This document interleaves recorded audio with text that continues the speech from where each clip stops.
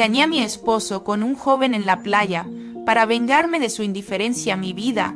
Con Héctor había sido una rutina predecible, llena de compromisos, responsabilidades y silencios pesados. Nos fuimos de vacaciones a la playa, como un último intento por recuperar lo que alguna vez fue nuestra conexión. Pero lo único que encontré allí fue un vacío más profundo que el océano. Héctor, por supuesto, seguía inmerso en su teléfono, respondiendo correos, organizando negocios, mientras yo paseaba sola por la orilla, buscando algo que me devolviera la sensación de estar viva.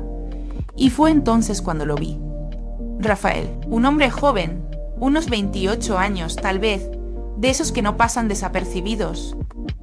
Al principio, solo intercambiamos algunas palabras, pero pronto me di cuenta de algo que no había sentido en mucho tiempo. Él me veía. Realmente me veía. No como la madre o la esposa, sino como una mujer. Como si aún tuviera algo que ofrecer más allá de mis responsabilidades. Empezamos a hablar más. De forma casual, de esas conversaciones que no exigen nada, que solo fluyen. Él me contaba sus historias, sus viajes, sus vivencias sin ataduras. Yo, por mi parte, le hablaba de mi vida, de lo atrapada que me sentía. Nadie en mi vida me había escuchado así, sin interrupciones ni juicios. Algo dentro de mí empezó a despertar. Yo quería más de eso, más de lo que había sido antes de convertirme en una sombra de mí misma. La noche que todo cambió fue después de una fiesta en la playa. El ambiente estaba cargado de música, risas y esa sensación de que todo podía ser diferente. Héctor no apareció en toda la noche, claro, porque estaba trabajando. Cuando Rafael se acercó, no pude resistirme. Era como si todas las inseguridades, las dudas, los miedos que había acumulado durante años se desvanecieran en su presencia. Estábamos tan cerca, podía sentir su aliento y sin decir una palabra más, nos encontramos en su habitación. La química entre nosotros era tan palpable que no me pregunté ni por un segundo si debía hacerlo. Él no era Héctor. No era alguien que me diera por sentada, alguien que no me miraba. Era alguien que me deseaba, me veía. Y me entregué. Fue algo salvaje, impulsivo, como si no pudiera dejarlo ir, como si necesitara más que una simple caricia. Fue en ese momento cuando sentí que algo dentro de mí regresaba, aunque fuera solo por unas horas. Por unos segundos dejé de ser la esposa, la madre, la mujer olvidada. Al día siguiente, la culpa me golpeó. No quería mirar a Rafael, no quería recordar lo que había hecho. Pero lo que más me aterraba era que Héctor ni siquiera lo había notado. Estaba tan inmerso en su mundo que ni siquiera se dio cuenta de mi ausencia esa noche. Pero lo peor vino después, cuando sentí que algo había cambiado en él. No era un cambio evidente, no era algo que pudiera ver, pero lo percibí. Él empezó a mirarme de una forma extraña, como si estuviera esperando que me derrumbara. No era ira, no era reproche. Era como si estuviera observando, esperando el momento adecuado. Todo explotó cuando recibí un mensaje, no de Rafael, como esperaba, sino de un número desconocido. El mensaje solo decía: sé lo que hiciste. Mi sangre se heló. No entendí al principio hasta que lo comprendí. Héctor lo sabía todo. El hombre que había estado tan distante, tan ausente, había contratado a un detective para seguirme. Todo ese tiempo, él había estado observándome, y yo ni siquiera lo había notado. Me había de llevar por la idea de que lo que hacía no tenía consecuencias, pero estaba tan equivocada. Él había visto todo, lo sabía. Y no dijo nada. No me confrontó. No hubo escándalos. Simplemente se retiró, se distanció aún más. Todo lo que había hecho fue innecesario. Una venganza que solo terminó por atraparme a mí misma. Lo peor fue darme cuenta de que, en mi intento de vengarme de la indiferencia de Héctor, solo había cavado más profundo en un agujero del que ya no podía salir. Mi acto de rebelión se había convertido en una espiral de culpa y desesperación. Héctor ya no era el hombre que conocía, pero tampoco era el hombre que me imaginaba.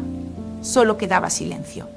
Y yo, atrapada en mi propia mentira. Y el mar, ese mar que parecía prometerme libertad, solo se convirtió en un recordatorio de lo que había perdido. Mi dignidad, mi paz.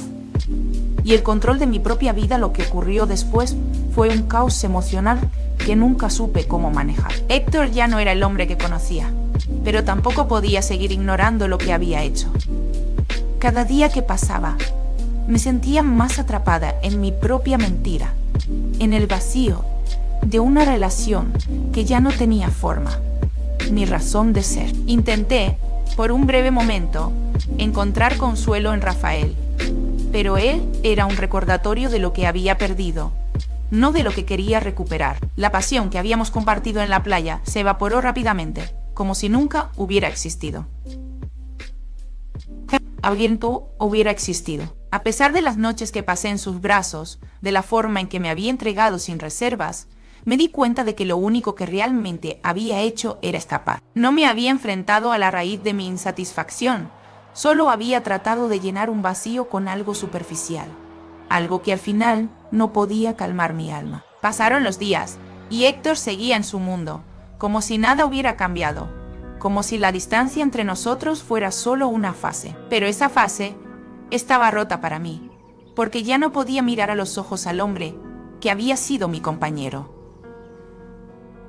Había algo oscuro en él, una calma inquietante, como si estuviera observando cada paso que daba, esperando a que yo cayera, esperando que me hundiera en el peso de lo que había hecho. Yo sabía que, en algún momento, tendría que enfrentarlo, pero el miedo a su indiferencia, a su aparente desdén, me paralizaba.